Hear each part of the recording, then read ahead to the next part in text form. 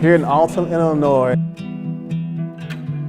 I'm blown away by this place because this is the place where one of my favorite revivalists, he's very little known about him, but his name is Elijah Lovejoy.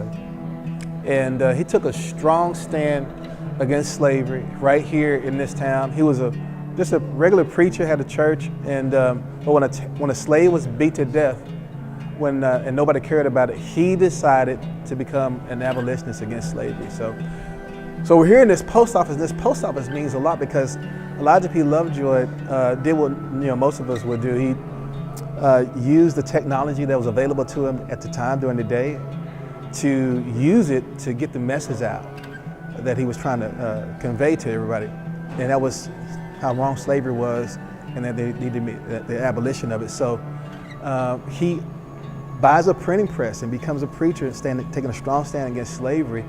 And people began to shift from slavery to abolition, but there was an angry mob of slave owners who actually got frustrated and very angry with what he was preaching, and they came to his house, threatened him, and eventually they went to his house and they destroyed his printing press. So they destroyed his printing press, but then he orders a new printing press, and it comes to a post office. Well, guess what? This is the post office. I didn't know that. You see right here on the wall is the postmaster, whatever.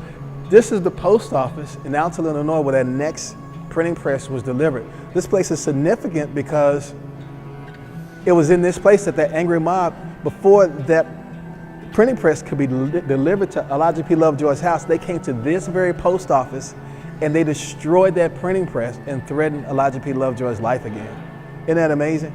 And so they destroyed the printing press. And so Elijah Lovejoy comes, and he comes before the mayor of the town, before the city council, and he says, look, it's the duty of the government to protect their citizens. And they said, no, sir, it's your job. If you want to stop all these mobs from coming to your house and all these things happening, your protection will be for you to stop preaching what you're preaching and printing what you're printing. And then he begins to weep in front of him. And he says, forgive my tears, I shed them not for myself, but for you and others. He said, I can't stop preaching what I'm preaching or doing what I'm doing because I would fear that the angel of the Lord with his flaming sword will pursue me wherever I'm going. I don't fear man, I fear God. And if I fall, my grave shall be made right here in Alton, Illinois. Well, his words actually proved to be prophetic. The next day, an angry mob came to his house, burned his house down, and as he ran out to escape the flames, he was shot and killed. God has not forgotten about people like that. And Elijah Lovejoy has been one of the people that is really, his story has given me fuel to move forward. And I just like to say that I believe his legacy is still alive today.